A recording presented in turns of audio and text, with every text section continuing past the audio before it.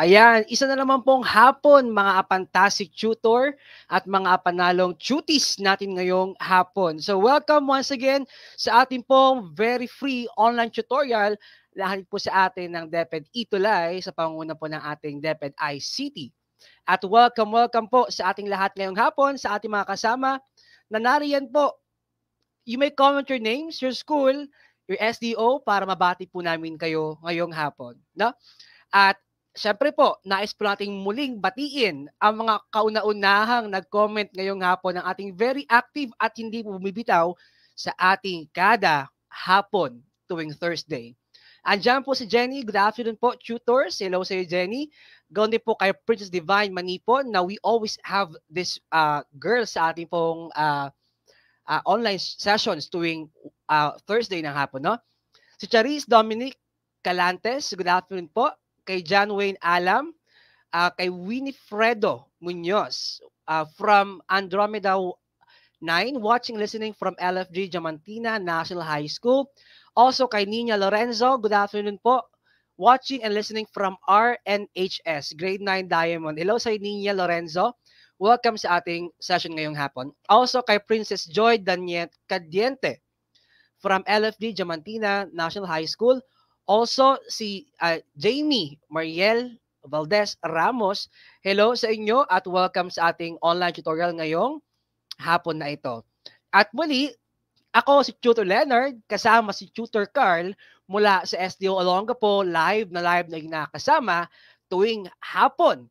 Tuwing Thursday, alas 3 hanggang alas 3:40 ng hapon, kami po ay live sa ating DepEd EdTech Unit, DepEd Tayo Facebook pages, DepEd EdTech Unit at DepEd TV. Yan naman po ay sa ating YouTube channels. So also, no, ang Itulay po ay sobra po talagang nag-level up this time. So available na rin po ang ating ilang sessions, mapapanood po sa IBC 13. So yes, correct, you heard it right. Mapapanood nyo po kami sa TV tuwing Thursday din po ng hapon. Alright. Also, ayan, at bago po tayo magpatuloy syempre sa pagbati sa ating mga kasama, sa ating po mga nanonood ngayong hapon, ang ating aralin ay iikot po sa quarter to week 2, nakatuloy po ng ating talakayan nakaraang linggo, mga salik na nakakaapekto sa demand. Ayan. At nais ko rin pong batiin si James Irian Mer, estudyante ko po ito from grade 9, Pythagoras ng Barreto National High School. Also kay Visitasyon Furok, good afternoon po, watching and listening from Doña Magdalena Gafud High School, Visitasyon Guyot Furok ng 9 Scorpio. Hello sa iyo kay Krishna Aquizet Ruiz, watching from Ramon National High School. Hello Krishna, welcome back sa ating tutorial ngayong hapon. Also kay Maria Janelle Malyari, kay April Pingal Manabat. Siya naman po watching from NFHS, Kalumpit, Bulacan, John Limuel P. Manabat ng 9 Tangerine. Hello sa iyo, April Pingal. Welcome sa ating aralin ngayong hapon. And as we continue, ating muna pong nais barangalan ng ating mga active na mga, syempre ang ating laging mga schools at ang ating mga duties of the week at ang ating hashtag and outputs of the week. At upang batiin natin ang mga ating kasama, nais po nating parangalan. Unang-una, ang jury of the week ay si Ashley Ranke. Congratulations, Ashley Ranke. Ikaw ang ating jury of the week. Siyempre po, ang school of the week, yan naman po ay ang Barreto National High School. Mula po sa Olongapo City, sila po ang pinakamarami last time when we had our online tutorial. At syempre po ang ating output of the week. Congratulations po at salamat sa inyong participation. Generous Combate, Kuya Mark Alvin M. Platon, Isabella May de la Cruz, at syempre si Grimar Valiente. Maraming salamat po in submitting and tagging us in your outputs.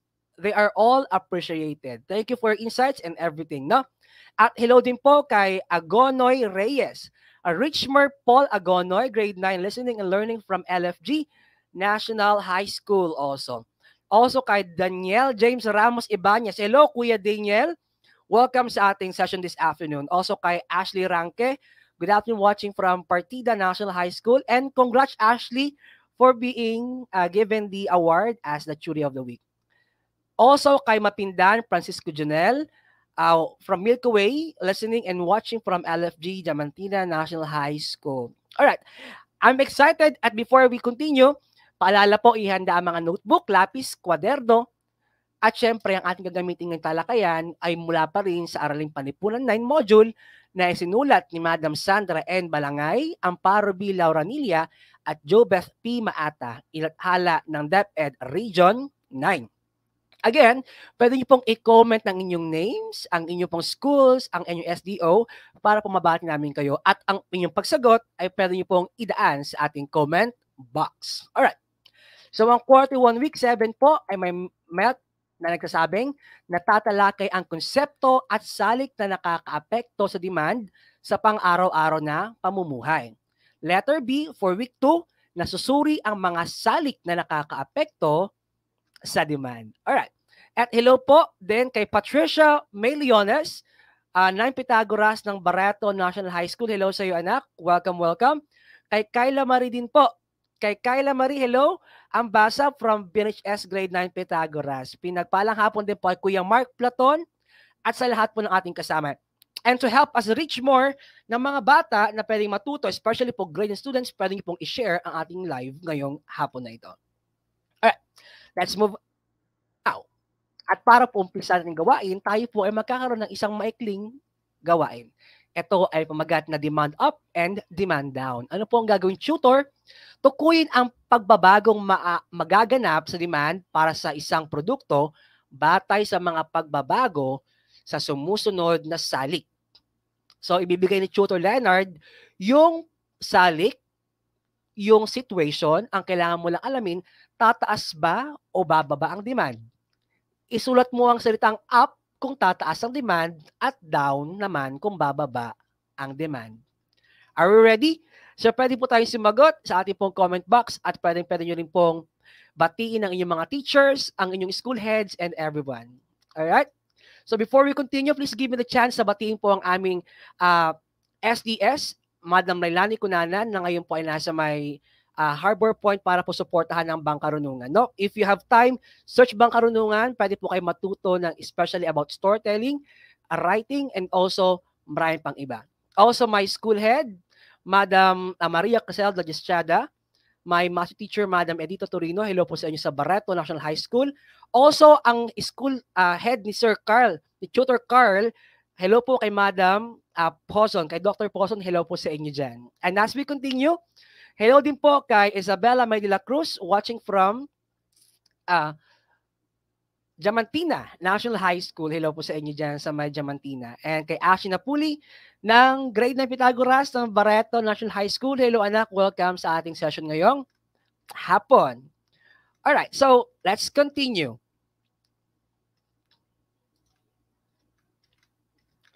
So maliban po, no, maliban sa ating nakaraang talakayan, dapat din po nating makita na hindi lang demand schedule, hindi lamang demand mga graphs ang mahalaga, kung hindi dapat alam din natin yung practical application ng ating inaral. At ngayong araw natin aalamin kung ano nga ba yung mga practical na mga prinsipyo na ating inaral nakaraan.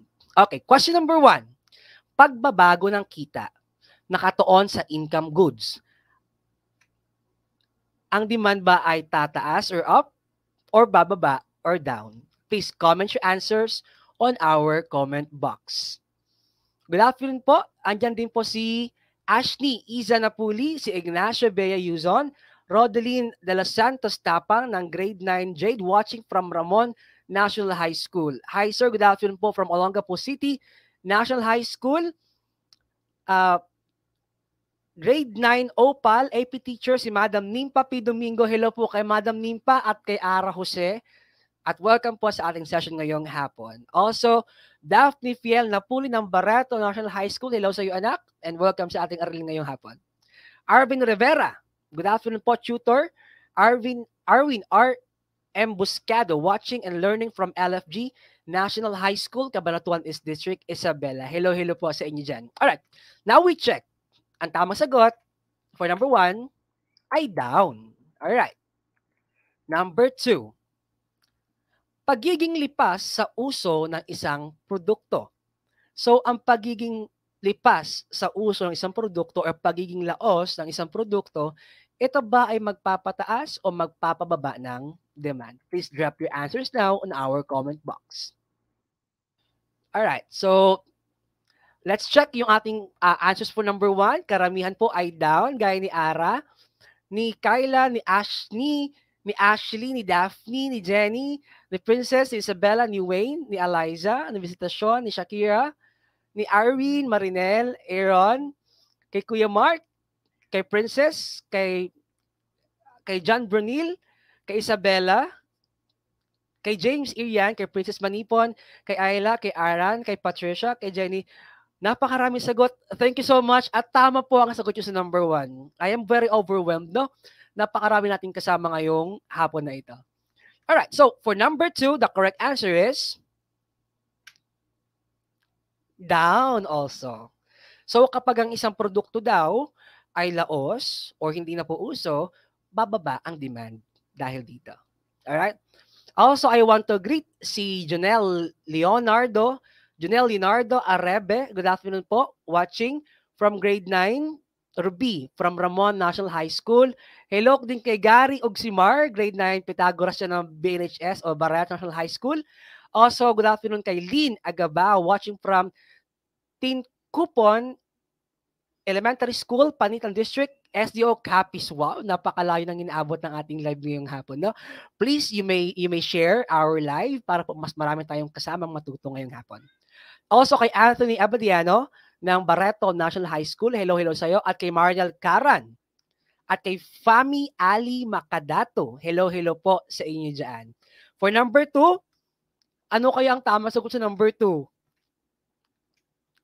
The correct answer is down also, no? Now, for number 3, pagbaba ng presyo ng produktong complementarios or complementary products. What will happen kaya? Is it going to rise the demand or pabababain kaya nito ang demand? So please drop down your answers now for our question number 3. Ayan, I also want to to read. Good afternoon po, present, watching, listening, Tutor Carl at Tutor Leonard. Panalo Itulay, hashtag Itulay level up kay Sir Mark Edward. Also, we have Madam Tin Ribada. Good afternoon, Tutor Leonard, watching from SEO Olongapo City. Hello, hello, Madam Tin and Sir Mark Edward. Welcome po sa ating Itulay session this afternoon for Araling Palipunan 9. Alright, so now let's check for number 2. Ano kaya mga sagot sa number 2 kanina? Number 2, down, sabi ni Kyla, ni John Brunil, si Jenny, si Patricia, si Aran, si James Irian, si Ara Jose, si Princess Joy, Shakira, si Daphne, si Visitasyon, James, si Jomar, si Delcy, si Elaika, si Mark Platon, si Wayne, Syra, Arvin, Marinel, at iba pa. So, napakaraming sumagot at lahat po kayo ay tama. Naku, mukhang advanced nagbabasa mga tutis natin ngayong araw. Now, let's check number 3. Ang pagbaba ng presyo ng produktong komplementaryo ay maaring magpataas ng demand. Alright, so please answer now for number 4. Paano naman pag lumaki ang kita? Ito naman ay nakatuon sa normal goods. Ito ba ay magpapataas ng demand or magpapababa? You may now drop down your answers. At hello din po, good afternoon, watching from Francis National High School, Kalumpit, Bulacan. Hello kay Jomar L. Cruz at welcome, welcome kuya. Also kay Ayla May Mejia Cadelinia, watching from LFG, Diamantina National High School. Kay Shane de la Cruz, hello, hello po sa inyong lahat dyan. Alright. Have you finished answering now? Let's check for number 4. The correct answer is up. Pag lumaki ang kita, most probably, lalaki ang demand. Alright? And for number 5, inaasahan ng mga mamimili na bababa ang presyo ng serbisyo or ng isang produkto. Ito ba'y magpapataas ng demand or magpapababa? You may now drop your answers for number 5. Ayan, so number 3, medyo nagkaroon tayo ng ano 'no, ng hindi pagkakaunawaan in terms of your answers 'no, but it's okay. This is pre-assessment at lahat ng mga bagay na 'yan, we will discuss that as we move forward on our discussion, 'no? So sa number 3, karamihan po ang sumagot ay up, up, up, may ilan pong down and it's okay, it's fine. Watching, listening and watching from LFG and from Echage West District, Doña Magdalena Ichco Food High School. Hello kay John Patrick Padilla. Also kay Prince Ablao, kay Frenalyn Galang, hello po sa inyo. Also kay Rainier G. De Jesus, happy watching and learning from SDO Caloocan. Napaka-overwhelming po ngayong araw. Napakarami po nating kasamang bago ngayong araw. So please, you may share our live para po mas marami tayong maabot ng mga kabataan, especially grade 9 students. Also kay Brent Kevin Ilagan, good afternoon po, watching from DMGHS 9 Scorpio. For number 4, tama po sina Patricia kanina, sina James, sina John Patrick, Visitasyon, sina Wayne, sina Syra, Daphne, Princess Balana, at many more. Thank you so much for answering. And good afternoon po, Shara May Jean O. Wakiko, grade 9, 5, watching from Santa Lucia National High School. Welcome po sa ating online session this afternoon. And for number 5, ang tamang sagot ay up. Alright? So pag bumaba ang presyo, syempre mas maraming gustong bumili. At yan ang magiging content laman ng ating aralin ngayon. Ngunit bago tayo punta sa ating talakayan, balikan muna natin ang definisyon ng demand. Alright? So ang demand, muli, ito ay mga produkto at serbisyo na tutor, na willing, kaya at nais bilihin ng mga consumer sa isang tinakdang panahon. Alright? At ang ating batas ng demand ay nagsasabing ang pagbaba ng presyo ay ang pagtaas ng quantity demanded or nais bilihin ng mga mamimili. Sa kabilang banda, ang pagtaas naman ng presyo ay ang siyang pagbaba ng quantity demanded. Alright? For number 5, wow, karamihan po sa kanila ay tama, gaya nila John Angelo Brunil, John Patrick Padilla, Syra, nina Visitasyon, nila Shakira, at nila Delcy, Ara Jose, Patricia Grimar, Kuya Mark Anthony Abadjano, sina Jenny, sina Daphne, Princess, Ayla, Isabella, Frenalyn, Daniel, Precious Picolados, Marinel Garan, Omanya, Carlexos, Princess, Arwin, Maiko or Miko Patalina Madelo, Eliza Kim, Darlene Kilon, Syra Soriano, up, ang sagot din po nila, no? Ganoon po si Jillian Pedrosa, si Jomar L. Cruz, at si Elijah Apostol. And also, hello po kay Shara May Jean Owakiko, grade 9 from Santa Lucia High School. Also kay Precious Dailane. Good afternoon po, grade 6, Lapu-Lapu, watching from San Roque Central Elementary School. Mga kuya ate, meron tayong bisitang bata sa ating session ngayong hapon. So, please, as we always say sa DepEd Itulay, let's be always respectful at i-chat lamang yung mga sagot natin, no? Alright. Now, let's continue. May mga paraan ding sinabi last time, mga pagpapakita ng konsepto ng demand. Ang demand ay pwedeng i-present sa inyo, una, gamit ang demand schedule. Pangalawa, gamit ang demand curve. At pangatlo ay ang demand function. Alright? So, yan ay ating balik-aral at ngayon atin na pong balikan ang karugtong na bahagi nito. At ito ay ang mga salik na nakakaapekto sa demand. When we say the word salik, it means factor. Alright? So, ang demand daw ay parang isang jeepney, no? Ito ay maaring maapektuhan ng ilang mga salik or factors na pwede magpababa or magpataas sa biyahe nito. Ano po yung mga yan? Una, we have inaasahan ng mga mamimili. Ikalawa, presyo ng mga kaugnay na produkto. Ikatlo, dami ng mamimili. Ikaapat, ang panlasa. At huli ay ang kita.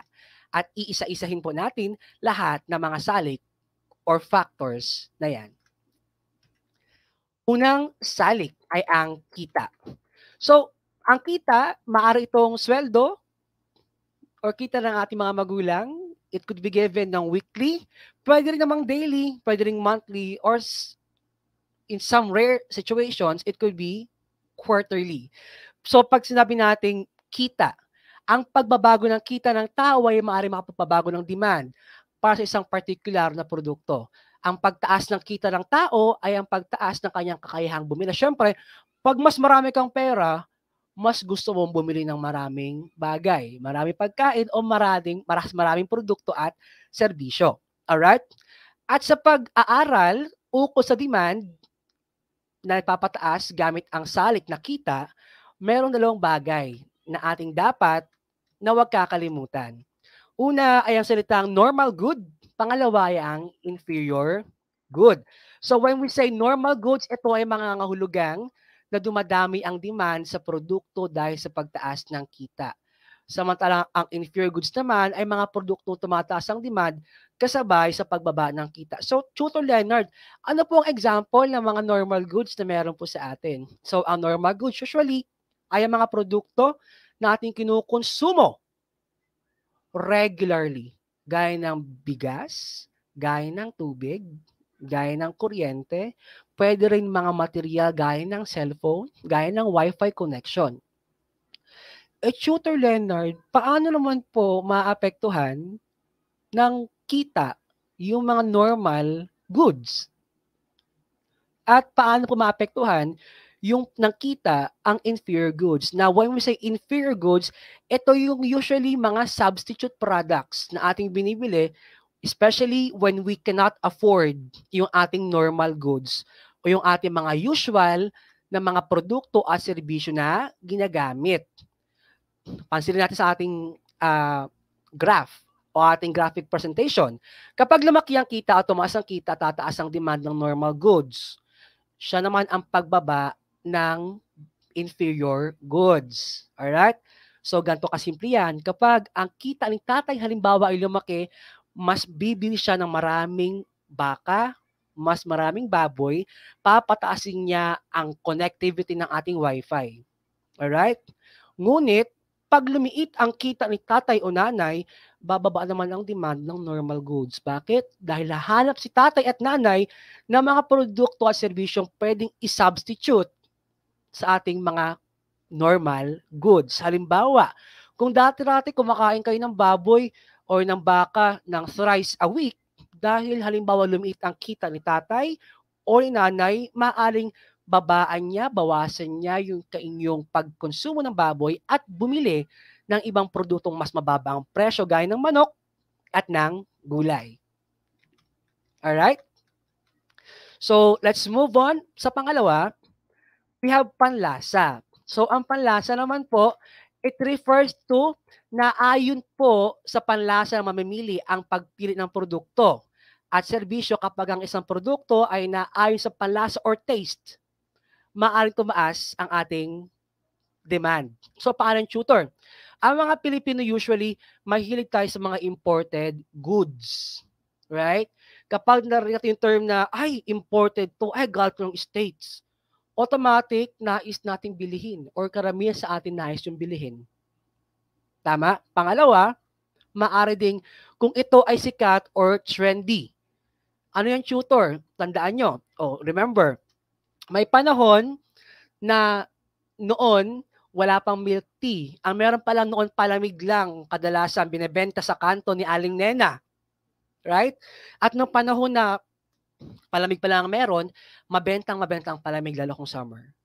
Pero ngayong panahon na sumikat ang pag-inom ng milk tea, bumaba ang demand kay palamig at tumaas ang demand kay milk tea. Bakit?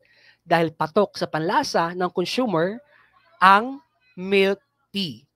Alright? So, halimbawa nito ay ang ating time schedule. Halimbawa, si Jomar halimbawa ay kumakain tuwing Lunes, Martes, Miyerkules at Huwebes ng ice cream na flavor na mangga. Ngunit, pagtungtong ng Biyernes at Sabado, parang ayoko na ng mango flavor, mama. Parang gusto ko po ng ibang flavor naman. Alright? So, yan naman po ay dadako sa principle of diminishing utility. So, ito ay isang prinsipyo sa economics na ano po sinasabi niyan. Ang sabi dito, ang kabuang kasiyahan ng tao ay tumataas sa bawat pagkonsumo ng produkto. Tama naman, na-enjoy natin isang produkto. Ngunit kapag ito ay nagkasunod-sunod, ang karagdagang kasiyahan or marginal utility ay paliit ng paliit. So kung dati enjoy na enjoy mo ang palamig, ngayon hindi na kasi nagsawa ka na. Alright? So yan po ay ang factor na panglasa or salik na panlasa. Sumunod ay ang dami ng mamimili. So, we have the term bandwagon effect. So, when we say dami ng mamimili, nakakaapekto kasi sa ating mga consumers yung prinsipyo, yung konsepto na kapag sikat ang isang bagay, kapag maraming tumatangkilik, gusto mo ring bumili, gusto mo ring gumaya. No? So, there are times sa mga Pilipino ay gaya-gaya. At ang tawag dyan ay bandwagon effect. Ano po yan? Nahihikayat ng kapwa-tao ang kanyang kapwa-tao na makisabay sa uso o makisabay sa trends at bumili ng mga bagay na sikat or nasa trends ngayon. Alright? So, ano yung mga nakaka-apekto dyan, Tutor Leonard? Maaring mapanood mo yan sa TV, sa radyo, or sa mga advertisement. At minsan, dahil sikat, yung ating pinapanood, tayo ay nadadala. Halimbawa, sa pagsikat ng mga K-pop, sa pagsikat ng mga K-pop natin, what happened? Nung nagkaroon ng Korean pop sa Philippines, nung naging sikat ang EXO, ang BTS, ang Twice at iba pa, what happened? Mas maraming mga tao ang nahikayat na panoorin mga Korean dramas, tikman ang mga pagkain Koreano at iba pa. Okay? Dahil yon sa may prinsipyo ng bandwagon or paggaya. Next, presyo ng kaugnay ng produkto. Now we have two important words. First is the complementary. Pangalawa is a substitute. Alright? So, we first define kung ano ba yung nangyayari kapag yung presyo ng kaugnay na produkto. So, may mga produkto kasi na binibili natin na automatic, pag binili mo isang produkto, dapat may kapartner yon. Halimbawa, pag bumili ka ng kape, usually, may partner na asukal yan. Right? Pag bumili ka naman ng kuryente o ng aircon, usually may kasama yung ng aircon, syempre gamit ka ng kuryente. Hindi ka lang pwede magpatakbo ng aircon nang wala kang kuryente, malibang meron kang sariling power, solar power activated na source. Kapag bumili ka ng kotse, syempre kailangan may petrolyo ka din. Kasi hindi naman tatakbo yung iyong kotse. Malibang ito ay electrically operated. Alright? Now, ang pagbabago ng mga complementary o ng presyo ng produkto ay maaari makapagpabago ng demand ng complementary at ng substitute product. So, when we say complementary product, ito ay mga produkto kapag sabay na ginamit o sabay na ginagamit ng isang produkto. At ang substitute po ay pamalit sa mga produktong o maaring gawing alternative or alternatibo. Halimbawa, tignan natin. Sa ating produkto, halimbawa tumaas ang presyo ng kape. Most often than not, tataasin ang presyo ng asukal. At ang gagawin ng mga Pilipino naman, hanap naman tayo ngayon ng isang produkto na merong makabibigay sa atin ng same sensation or same satisfaction. At diyan naman ay ang pagbili ng tsaa or tea. Alright? At times naman kapag tumaas naman ang kuryente, ang presyo ng kuryente, kung dati naka-aircon ka, dahil tumaas ang kuryente, anak, Juliana, dahil mataas ang kuryente, magbe-ventilador ka muna or electric fan. Alright? Pangatlo, petrolyo. Pag tumaas ang presyo ng petrolyo, ng gas, ng gasolina, what will happen? No? Siyempre, bababa naman ngayon ang naman sa kotse. Kasi nga mataas yung petrolyo eh. And what happened in the past 3 years, naging uso po ang electric bike. At yan po ay naging trend din sa Pilipinas. Munod po, mga inaasahan sa hinaharap. Ayan. So we have expectations. May mga inaasahan tayong maaari mangyari in the future. At yan ay maaari makaapekto sa demand ng isang produkto, isang serbisyo. So tutor, paano po yan? There are times, especially sa Philippines, Alam natin na kapag June, July, August, yan yung mga kasagsagan ng bagyo. Tama ba? Starting May. Yan yung panahon na kasagsagan ng bagyo. At yan ay expected natin. Now, tutor, what will happen? Ano bang ginagawa ng mga tao kapag alam nilang may bagyo na paparating? Nag-iimpok ng pagkain, nag-iimpok ng tubig at ng mga mahalagang mga kagamitan na hindi basta-basta mabibili or maaring maapektuhan ang supply pagdating ng kalamidad or bagyo. Ano pa, Tutor Leonard? Maaari ding ang kaguluhan, no? So, may mga panahon sa Pilipinas na ang ating bansa ay hindi ganoon ka-peaceful. May panahon na nagkakaroon ng hidwaan sa pagitan ng gobyerno at ng ibang mga grupo. Right? At may mga lugar sa ating bansa na apektado nito. At dahil dito, nagkakaroon ng pag-stop, ng stranded sa supply. At alam niyo naman, pag kukonti ang supply, tataas ang presyo ng bilihin. Alright? So, maliban doon, tutor, mga tuties, paparating na ang Pasko. At kapag parating ng Pasko, ang mga Pilipino ang may pinakamahabang selebrasyon ng Pasko. And what do we do during Christmas season? Bumibili tayo. Bumibili tayo ng mas marami nating produkto. Mas mabili ngayon ang fruit salad, ang spaghetti at iba pa. Ayan, pasensya na kung hindi ko mabasa lahat ng inyong mga comments, no? But it's all appreciated. So, we now check this. So, we have the term panic buying. At yan naman po ay mula kay, nabasa ko siya kanina. Asan yung panic buying kanina? Someone said panic buying. Yes, si Shakira Ginto. Ayan, we have the word or term panic buying. May mga panahon ang ating mga kasamahan, ang ating mga mamamayan sa bansa ay nagkakaroon ng panic buying, especially during calamity period. Including yung panahon na pumutok ang Taal Volcano. Ayan. Noong panahon na in-announce na magkakaroon ng lockdowns, nagkaubusan po ng tissue. Nagkaubusan po ng sardinas at ng mga canned goods at ng noodles. Alright? So, yan ang mga posibleng epekto ng mga salik na ito sa presyo. So, we will now go for our econo check. Panuto, lagyan ng check ang pangungusap na wasto at X naman kung hindi. So, lagyan mo lang po yung check or X po kung sang-ayon ka sa ating pangungusap. And hello po kay Fresh Dailin, kay Marco Espares, kay Osmania, kay Joe Artones, good afternoon po. Kay Richard Ibarra, watching from Doña Magdalena H. Gafood High School. Also kay John Cedric Marquez, kay Vincent Agustin, kay John Brunil, kay Mira Arimbuyatan from Ramon National High School, kay Ange de la Peña. Hello sa inyo dyan. Kay John Jericho Bernardino ng 9 Amaranth. At sabi naman ni Kuya Mark Platin kanina daw, kadalasan kapag artista ang nagpo-promote ng produkto, bibilihin po natin. Especially kapag fan tayo ng artistang iyon. Right?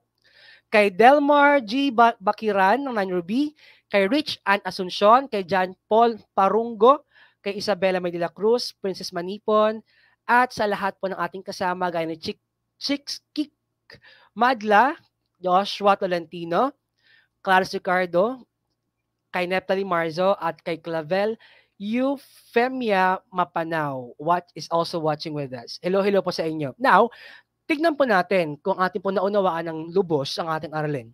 Lagyan po ng check muli kung sang-ayon ka at X kung hindi. Number 1, ang pagtaas ng kita ng isang tao ay maaari makapagpalaki ng demand sa kanyang pagkonsumo. Is it check for you or is it X for you? So, again, no, napakahalaga po na alam natin ito dahil hindi po tayo basta-bastang mabdadala ng mga fake news. Alright? So, ang pagkaunawa sa prinsipyo ng economics ay very practical. So, ano raw mangyayari kaya kapag tumaas ang kita ni nanay at tatay? Siya ba ay bibili ng mas maraming pagkain or babawasan niya ang inyong supply sa bahay? Okay, please drop down your answers now. And for number 1, the correct answer is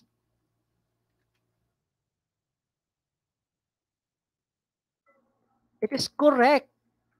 Alright? So, tataas automatic usually, no?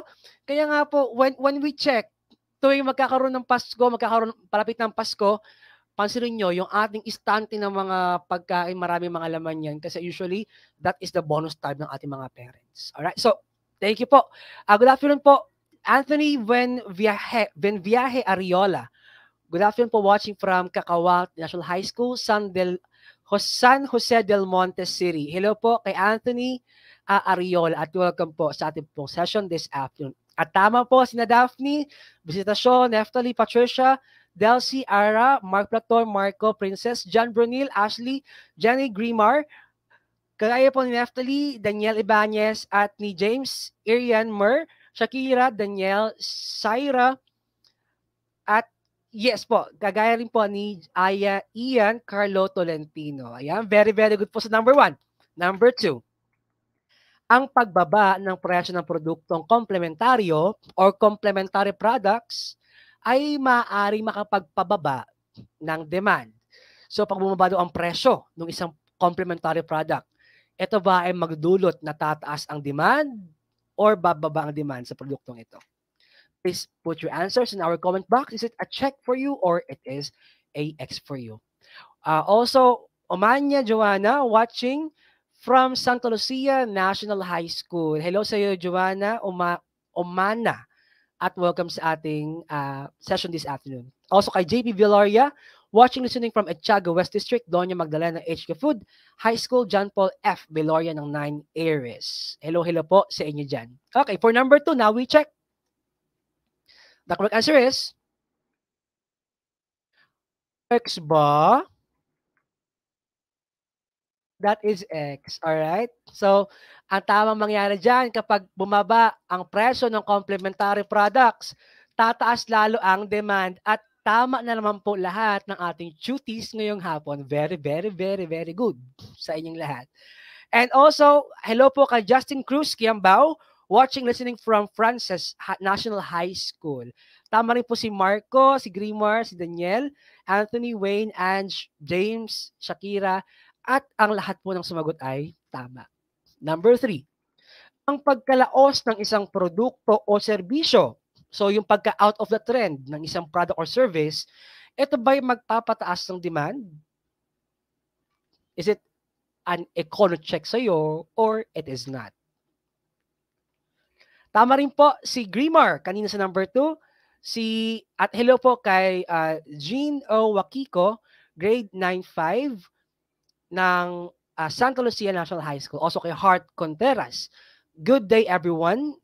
Lian Hart, M. Contreras, grade 10, Mark Garnet, Frances National High School. Hello sa iyo, Miss Hart Contreras, at welcome sa ating activity session for Itulay.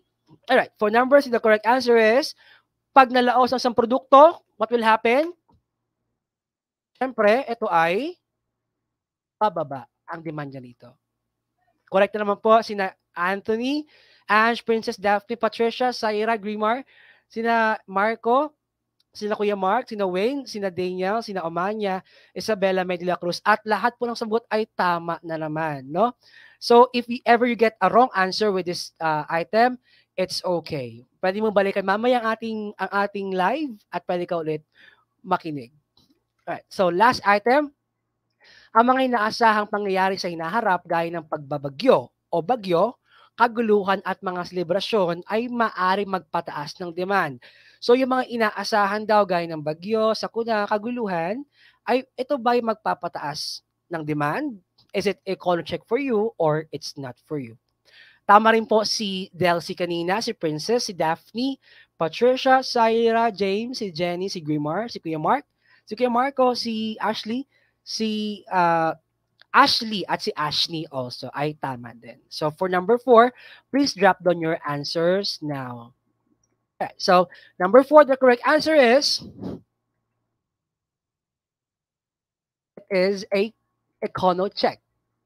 So kapag may bagyo, selebrasyon at iba pa mga inaasa mga pangyayari, ito ay magpapataas sigurado ng pagkonsumo at syempre ng demand. At tama po si Kuya Mark, si Kuya James Irian, Shakira, Mark, Omanya, Ara, Grimar, Princess Daphne, Marco, si Ibanez, si Daniel Ibanez, si Visitacion, si Syra, Patricia, John Angelo, Ange, Ashley, Jenny, Ara, Isabel.